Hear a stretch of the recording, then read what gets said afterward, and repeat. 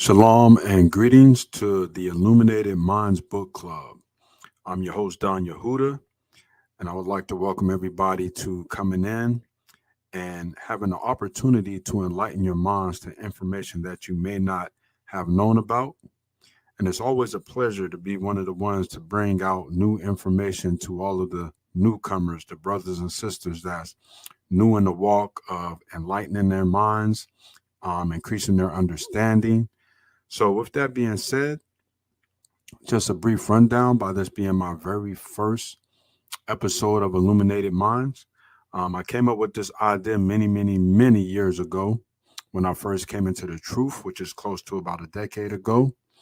And I did not have the opportunity to convey my idea the way that I had intended to originally. And, when you're looking at videos and when you're talking with people and so forth, a lot of information comes out over time. And some of that information is lost in translation, whether you did not write it down, you might have forgot what video you might have seen it in, so forth and so on. So my idea was, wouldn't it be a good idea to highlight the books, the extra biblical sources that corroborate the scriptures or any other ancient writings that promotes enlightenment, that promotes education, and does away with the false miseducation that we get. Because many times we might come across something and don't remember where we read it, heard it, or seen it at. So the purpose of this book club is just that, to highlight or annotate the information in a plethora of books. So that way you have an arsenal when you're talking to your loved ones, your peers, or just passerbyers that want to get some information or understand your point of view. So, with that being said, once again, I welcome everybody to Illuminated Minds.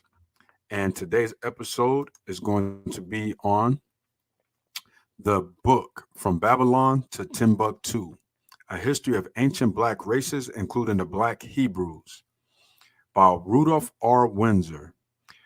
Now, this book, if you're in the Hebraic community, the Israelite community, every brother and sister will tell you this is the number one book that is promoted for you to get, because this book has a plethora of information in it. I like to call it, like a brother of mine, we used to like to call it a meat pack, because it has so much information in there, you'll get a lot of understanding once you read this book. Dr. Rudolph R. Windsor covers a lot of things pertaining to the ancient Black races and how it is still relevant to today's time. So, with that being said, let's get into the book. Rudolph Windsor was born in Long Branch, New Jersey.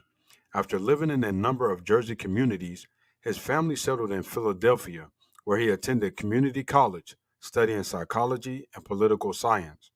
He continued his educational pursuits at Gratz College, majoring in Hebrew Aramaic studies, Temple University, where he majored in Middle Eastern studies, and the University of Metaphysics, where he received his PhD in metaphysical philosophy. In addition, he is married to Mary L. Robinson Windsor and has four sons and a daughter. He says of his book, "My motive in writing it was to give the true history of the Afro-American, which has been excluded from textbooks." Dr. Windsor is a strong advocate of the economic, cultural, and moral development of the Black community. In serving the community, he has been a member and president of several organizations, was a delegate to the Black Power Conference in 1968, and a delegate on behalf of the Ethiopian Jews to meet with Mr. Makonnen, an official of the Ethiopian mission to the United Nations in the early 1970s. Moreover, Mr. Windsor is the author of the book The Valley of the Dry Bones and three other titles. After much consideration, he established his own company called Windsor's Golden Series, and in 1988, Mr. Windsor redesigned the cover of his first book, From Babylon to Timbuktu.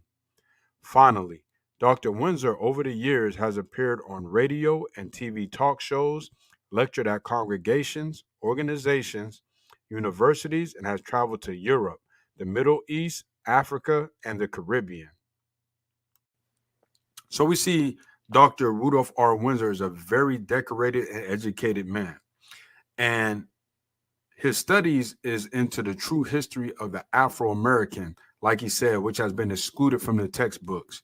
And if anybody know, our history has been hidden from us, or should I say, not necessarily hidden, but not promoted or put into the educational system and taught to you and me.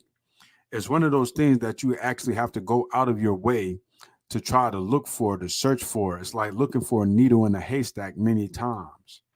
But we have esteemed men and women such as Dr. Windsor, who brings out the information from their very tedious research that they've done throughout the years to bring to their people so that they may be enlightened and get understanding of who they are.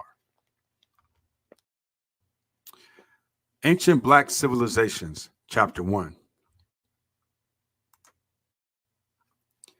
There's a number of different tribes entrenched in the southern part of the Tigris-Euphrates region. The southern section was known at different times by many names, among which are Sumer, Akkad, and Chaldea, but the name best known to us is Babylonia. This area was also the location of the Garden of Eden, and the people of this region were jet black. I shall prove conclusively that the black people have the most ancient history of all humans. The best available source of proof is the history of the Jews, known as the Bible. In Genesis chapter 2 and verse 10, it is written, "And the river went out of Eden to water the garden, and from thence it was parted and became into 4 heads. There were 4 rivers that watered the Garden of Eden." And I'll have you notice at the end of each paragraph at the bottom, you will notice the chapter and the page number that you could find this information on. Because the Garden of Eden is associated with the land of Ethiopia, we can conclude that the people were black. Rashi, the 11th century commentator on the Bible, said that the Gihon is the Nile River that flows through eastern Africa. Rashi most likely makes this point because the Nile flows in Ethiopia and into Egypt. Dr. Spicer, who was a professor at the University of Pennsylvania, said, "There is no basis for the deterring of the Gihon to Ethiopia." He meant the Ethiopia in Africa, not to mention the Pishon in various remote regions of the world. I agree with Dr. Spicer that we should not search for the Gihon in Africa, nor the Pishon in a remote area of the earth, but that we should search for the Pishon and the Gihon in the Tigris-Euphrates Valley. There were 2 Ethiopian nations in ancient times, Eastern Ethiopia and Western Ethiopia. This point Dr. Spicer failed to elucidate, possibly because of an oversight. There was an Ethiopian civilization in southern Mesopotamia, Babylon, but the people in this region did not use their tribal name Ethiopia to designate their nationality. They called themselves by the name of the cities that they constructed and inhabited, or they called themselves by an event that happened there. For example, the Most High confused the language of the people at the Tower of Babel. Babel means confusion in Hebrew.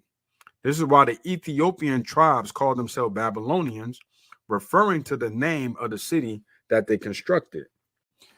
The people who resided in the lower part of the Tigris-Euphrates Valley were Ethiopian, black in complexion. We read in Genesis chapter 10, verse 8, that Cush begat Nimrod. The word Cush means Ethiopia, and Cush was the father of the Ethiopians. For the meaning of the word Cush, see Webster's New Collegiate Dictionary. Nimrod was a mighty Ethiopian conqueror and builder in the land of Shinar. We find in Genesis 10, verses 8 through 10, that Nimrod ruled over such cities as Babylon, Erech, Akkad. All these cities are situated in the land of Shinar. Another name for Shinar is Sumer. This civilization was of a high order and one of the oldest civilizations in ancient times. Abraham was one of the fathers of the 12 tribes of Israel, and Abraham's father, Terah, came from the land of Ur of the Chaldees. Genesis chapter 11, verse 26 through 28. The land of Ur of the Chaldees was located at the southern point of the Euphrates. The Chaldeans were one of many Kushite tribes. Cush means black, according to the Bible dictionary. This dictionary defines further, Cush, the name of a son of Ham, apparently the eldest, and of a territory or territories occupied by his descendants. The Kushites appear to have spread along tracts extending from the higher Nile to the Euphrates and the Tigris rivers. History affords many connections between Babylon, Arabia, and Ethiopia. There is more than adequate evidence that the ancient nations of Babylon, Akkadian, Sumer, the Chaldea were inhabited by Kushite tribes, Ethiopians, on all sides of the Tigris and Euphrates River. Chapter 2, Origin of the White Race. The sons of Noah are Shem, Ham, and Japheth. Because the world was populated from these three sons of Noah, it is proper to classify men only according to this classification: Shemites, Hamites, and Japhites, and not Caucasoid, Mongoloid, or Negroid. The latter category is a modern anthropological classification that we will deal with more thoroughly later. The parts of the earth inhabited by the children of Shem were parts of the territory of Assyria and Elam, Persia, east of the Tigris River, the eastern part of Syria, and parts of the Arabian Peninsula. All the children of Shem were black. The second classification of mankind was the Hamites, who controlled the great centers of civilization in ancient times, 4000 BC, soon after the flood. This civilization included the continent of Africa, the land of Canaan, Israel, parts of Arabia, Syria, Phoenicia, Turkey, Babylonia, southern Persia, Iran, East Pakistan, and a large part of India. The third classification of mankind was the Japhites, from Japheth, who was the youngest son of Noah. The offspring of Japheth occupied the Isles of the Gentiles, the shore territories of the Mediterranean Sea in Europe, and parts of Asia Minor, whence they dispersed northward over the entire continent of Europe and a great part of Asia. During the Middle Ages, the black nations of Africa and Asia had the greatest political, economical, educational, and military influence in the world. At this time, Europe existed in a state of darkness for 1,000 years. In the 17th century and later, Europe began to emerge out of the slough of ignorance, and certain Germans and others conceived of themselves as belonging to a superior race. Johann F. Blumenbach, a German, 1752 to 1840, was the first to divide humanity on the basis of skin color. So we see this is one of the individuals who initiated what we know now as the color caste system. Up to this time, no such attempts has been made. His classification set up a color line to the detriment of later generations. Mr. Blumenbach classified 5 chief races of mankind: the Caucasian, the Mongolian, the Ethiopian, the American Indians, and Malayan. Moreover, he considered the Caucasian to be the original race. There was an Indo-European invasion Germanic of the Middle East between the years 2000 and 1500 BC. These Germanic tribes intermingled with the black people everywhere they traveled. This mingling made the people in Syria, Babylon, Assyria, Persia, India, and parts of Arabia much lighter in complexion. Now, the color of the people in this region ranges from brown to yellow. The Greek and Roman invasions also made these people in the Middle East lighter. Another fact we should not forget is that the Moors and Arabs from North Africa captured and raped European women. As a result, the North Africans became lighter. At one time, these people in North Africa and the Middle East were all black. Whites have mingled their blood with blacks in Asia, Africa, and the Western Hemisphere. In spite of this, the colored people of the world control about 3/4 of the Earth's geographical area. Because the colored people of the world are in a majority, it is proper to infer that the whites have always been a minority and that the black people are the original people of humanity. Which makes sense. If melanated people are the majority on the planet, then it only makes sense that we are the originals that were here on the planet first. Chapter 3, Afro-Asian culture goes to Europe. The Sumerians, Babylonians, and Ethiopians were black people. They contribute much to the advancement of civilization. Because they studied astrology, they were capable of formulating many principles of astronomy. These black people were sagacious and skillful that they were able to divide the years into months, weeks, hours, minutes, and seconds. In mathematics, they developed the decimal system. The greatest cultural and commercial cities of these black Canaanites were Tyre and Sidon, sometimes written Zidon. The Greeks called the Sidonians Phoenicians. These black people were proficient in philosophy, astronomy, geometry, arithmetic, and navigation. These Phoenicians were skilled also in metalwork, needlework, and embroidery. The Phoenicians established a colony in North Africa called Carthage, and they, the Carthaginians, always considered themselves Canaanites. So, according to his research, the Carthaginians predominantly were Canaanites. We do know that there were Israelites that lived amongst the Carthaginians, but the bulk of their populace, from his research and other sources that I've read, were Canaanites. Originally, all Hamites and Shemites were black. Abraham was a black Shemite and a descendant of Shem. The three Hebrew patriarchs were Abraham, Isaac, and Jacob. This Jacob begot 12 sons, who later fathered the 12 tribes of Israel. Abraham was the father not only of the Hebrew Israelite nation, but also of the Arab nation. Many people don't know that the Arabs also are Hebrews. Now, the mother and grandmother of the Arabian nation were black Hamite Egyptian women, and the fathers of the Arabian nation were Abraham and Ishmael, black Shemites. Herbert Went wrote in his book, It Began in Babel, all indications point to the fact that Asia was the cradle of the black race. Interesting. There is more than enough evidence to prove that all the original Israelites were black, including the surrounding nations in the Middle East.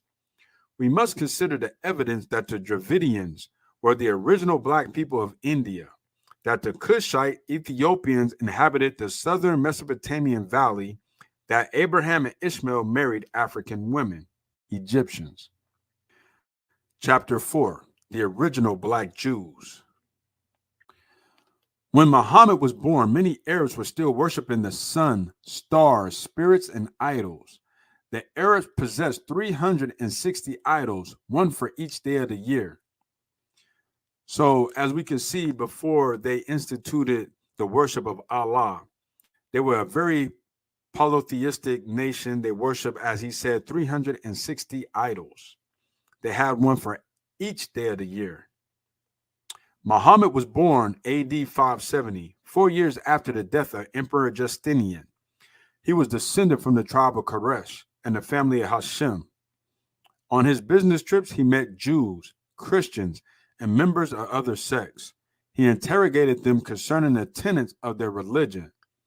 So it's interesting that Muhammad, being a camel driver, met many Jews and Christians on his journeys throughout Arabia and other parts, and that he would interrogate them for their information. When you read other sources of information, it tells you that he got an in-depth understanding of the Israelite culture, the laws, and so forth, and he wanted that for him and his people, something to govern him and his people, as it did for the Israelite nation.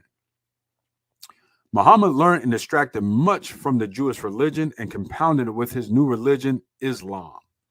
And so right here, he's telling you, Islam was a byproduct of the information that he learned from the Israelites and Christians who were Israelites that converted over into this new religion known as Islam.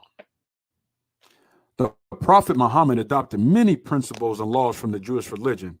First of all, the basic idea of monotheism, which is the belief in one God. So as you see, that's where he got it from, because we just read that they had 360 idols, 360 for every day of their year, they was worshiping a different deity. So he got the idea of the one living true Father through the Israelites and his interrogation or conversation he had with them. Muhammad adopted also the main details of the Jewish calendar, the Day of Atonement, the Sabbath, much of the Bible, and narratives from the Midrash, and many points of the ritual law. Muhammad changed the Jewish Sabbath from Saturday to Friday.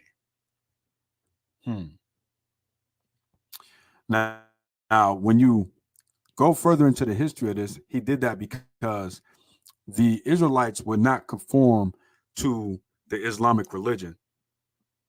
Many thought that he was another prophet, but the bulk of the Israelite nations would not conform or renounce the Torah or their teachings for Islamic understanding.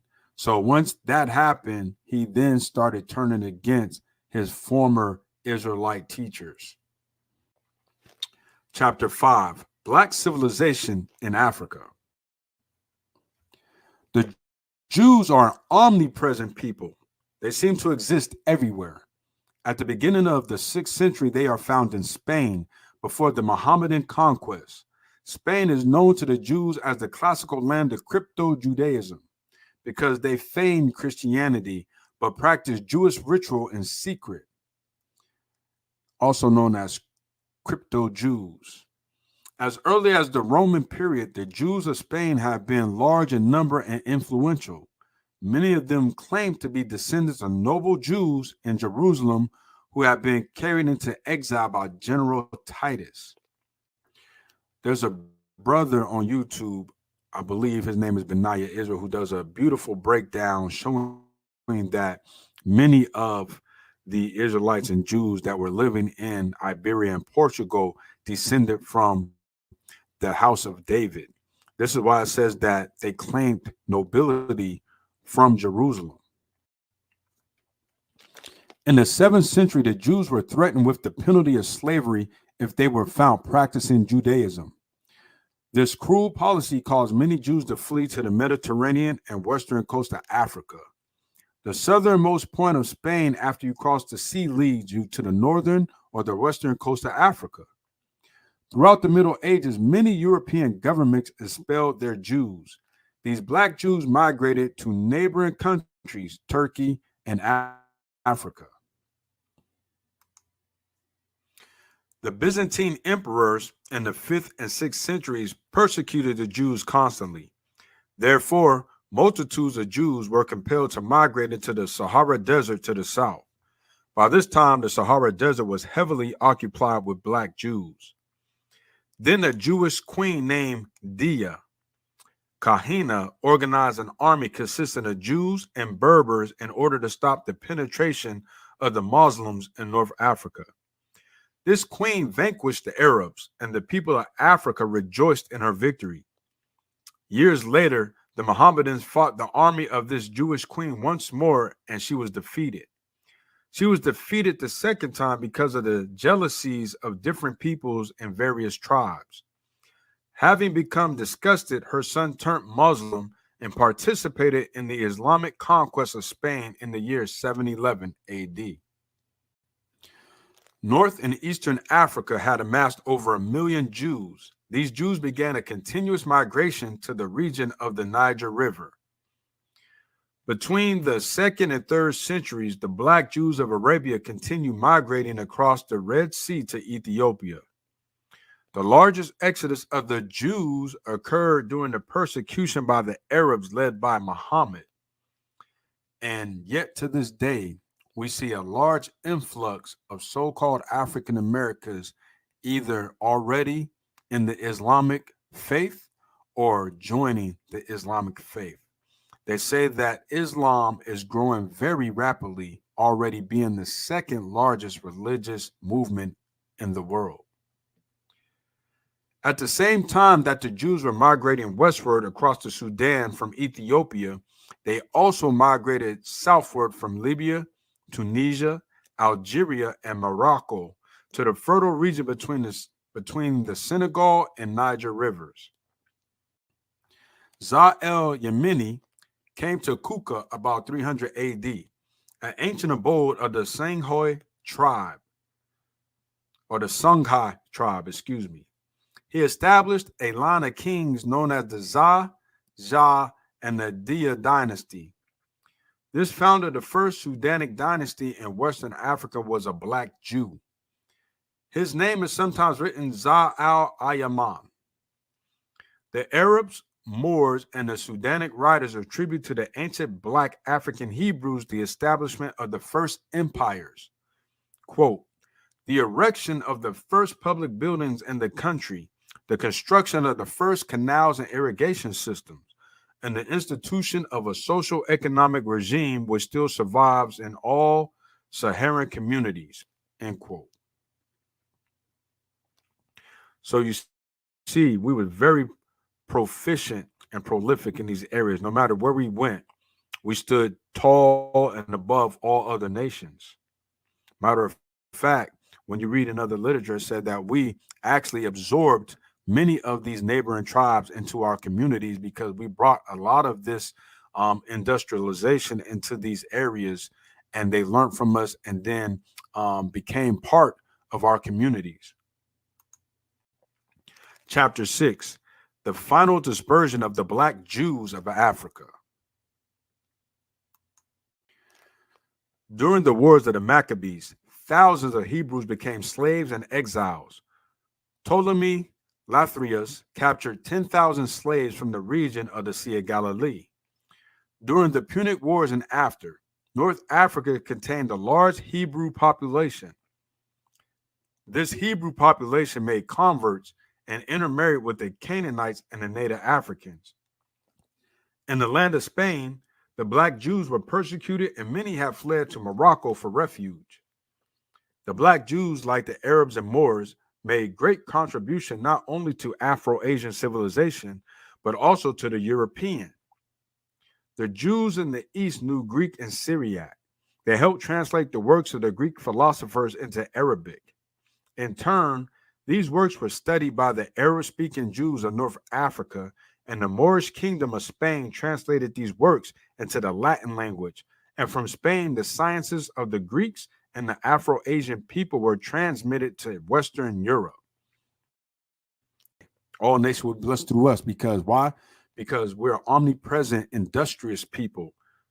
We're giving the spirit of the Most High Yah, and through that spirit, we're able to do many great things that many nations learn from this omnipresent people known as Israel, aka the Black Jews. Like the Black Jews in America, some of the Jews of Guinea don't remember their original nationality.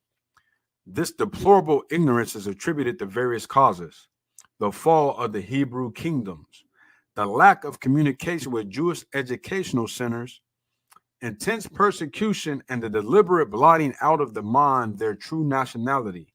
Thus, Nahum Slaus, who is an Ashkenazi Jew, by the way, said this about the Islamized Jews he met. In most cases, these Hebrews by race and Muslim by faith seek to hide their origin, which has become a burden to them. In another example, the persecution of the Black Jews in Portugal was so ruthless and frequent that Cecil Roth tells us the Jews did not divulge to their children the secret of their religion until they had attained the age of reason. The Hebrew religion is such that if you deny your religion, you will eventually deny your nationality. Let me read that one more time so that can sink in. The Hebrew religion is such that if you deny your religion, you will eventually deny your nationality. Why? Because they're one and the same. I believe the term is ethno-religious, something to that effect. You could look it up. If I said it wrong, I gave you a gem that you can go find. But our codified laws is our nationality, just like here in America or anywhere else in the world. Every nation has laws, and the people that live in those nations live by those laws. You are the embodiment of your nation, and you're governed by the laws that were given to you. So What people call a religion today, due to it being known as the Bible, in that writing or those compilation of writings is our codified law, which identified us as a nation of people. The sociologists and psychologists know, and history has proven, that if you deny your culture and nationality over a long period of time, you will totally forget it through a process of assimilation. Wow. Doesn't that sound familiar? Doesn't the so-called black man and woman here in America not know who they are, do not know what their nationality is, claim things such as black, African American, nigger, Afro-American, and so forth? This has happened to us. This is speaking directly to us.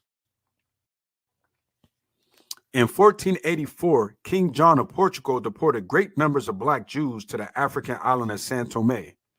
São Tomé was discovered by the Portuguese in 1471 and was established as a penal colony for those Jews who would not accept baptism. The Jews in Portugal came to be known as the Black Portuguese, called this due to knowing the history, culture, and language of Portugal. The Portuguese were the first Europeans to trade on the West African coast and establish large-scale colonies. The Canary Islands were discovered by the Portuguese in 1341, ceded to Spain by a papal bull in 1344. Senegal was discovered by the Portuguese in the 15th century. The first settlements were believed to have been the Black Portuguese. Discoveries of the Portuguese: Gambia River, 15th century. Sierra Leone visited in 1462. Guinea, 1446. Island of São Tomé in 1471. Thousands, maybe even tens of thousands of Jews transported to the island of São Tomé.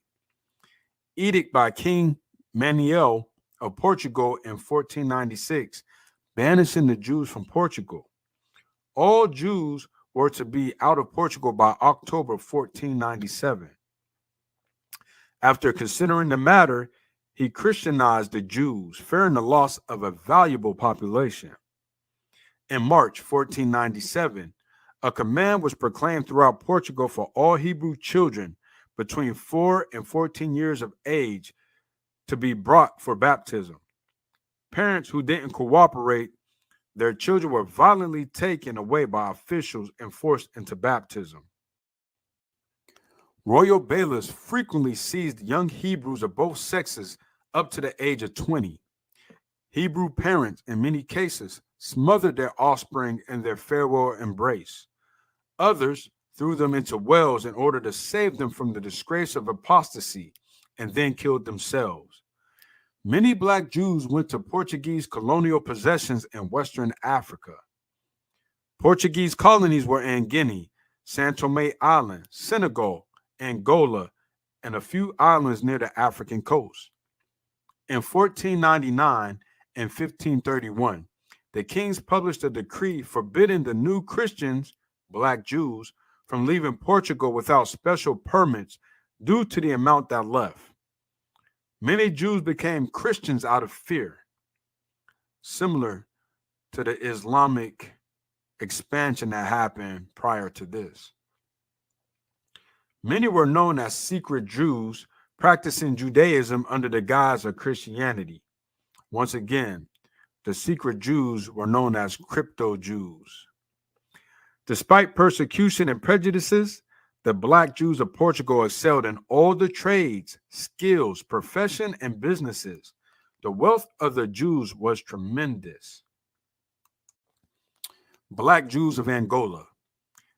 In the country called the Gabon near the Congo, there were black Jews known as the Bavumbu. Some writers call them by various names such as Mavambo, Mayamba, Mayumba, and Mavumbu. In appearance, these black Jews are hardly distinguishable from the other Africans. It has been reported that these Jews practice divination and magic like native Africans. However, they observe some Jewish ceremonies and live in separate communities, not considering themselves native Africans. David Livingstone discovered a settlement of educated blacks about the year 1847. They were located inland about 200 miles from the Luanda coast and are known as the Jews of Angola. These black Jews were active in commerce, eager to learn, and possessed much knowledge of Portuguese history and law. So just coming in contact, um, David Livingstone discovered that these Jews of Angola had Portuguese history and law and knew it. So this lets you know that these Jews, either directly or by descent, came from the area of Portugal.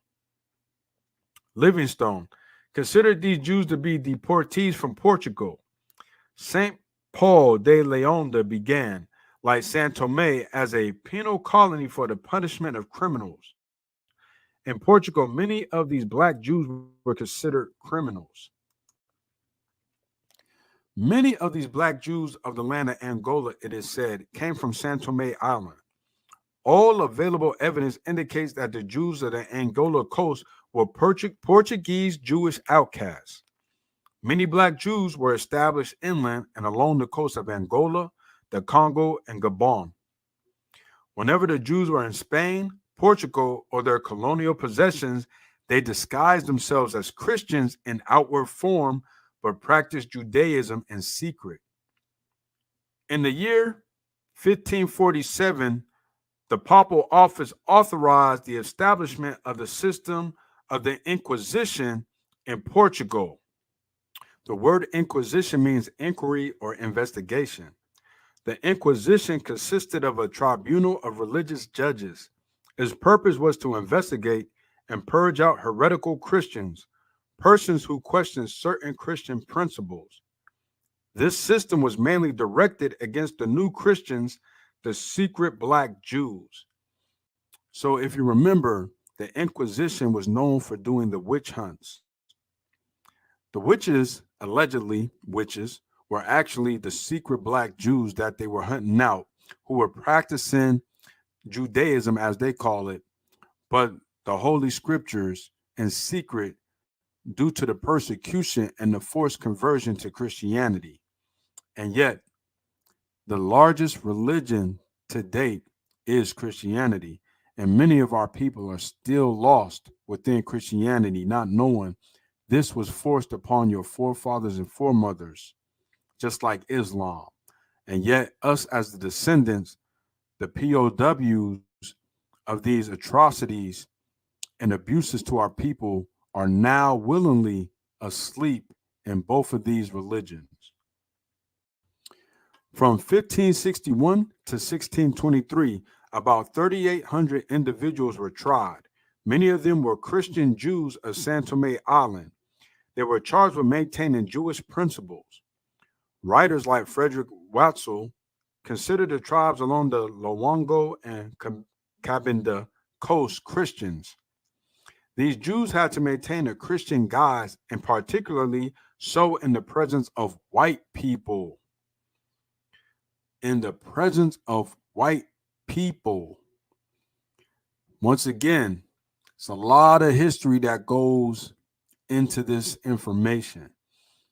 When you look at the ancient reliefs, when you read the ancient writings, it tells you that there was a war between the Moors and Jews and the so-called whites that were pushed into that area in those times, and that there was a war amongst those factions, and then so-called white civilization or white Europeans gained control of those areas and started issuing papal bulls and edicts, which were either expelling, forced conversions, torture, or death of the Moorish Israelite populations. Many black Jews of Portugal, San Tome, and Angola became victims of the Inquisition and Portuguese persecution, were sold in the slave trade. This Atlantic slave trade lasted more than 400 years, from 1441 to about 1880 in some parts of South America. The Jews among the Ashantis. Among the Ashantis of the Gold Coast, Ghana, are found Jews who observe many Hebrew customs. They don't fight on Saturday, but they rest. They celebrate the New Year of the Jews, which occurs in September or early October. They use the word Amen at the end of their hymn of thanksgiving. Like the Hebrews of old, they marry in their tribe only. They perform cross-cousin marriages. The Ashanti Jews also observe the law of uncleanness after childbirth, purification ceremony of the 40th day, the menstrual seclusion law, and ceremony oblations. Dr. J. Kreppel reported in 1926 that there existed a large Hebrew community of Black Jews in the interior of Dahomey, West Africa. These Hebrews have their own central temple where they sacrifice animals. In their temple are found many laws engraved on tablets, which are attached to the temple walls. They have a high priest with a large number of priestly families whose members walk from house to house, rendering educational and religious instructions to each family of the community.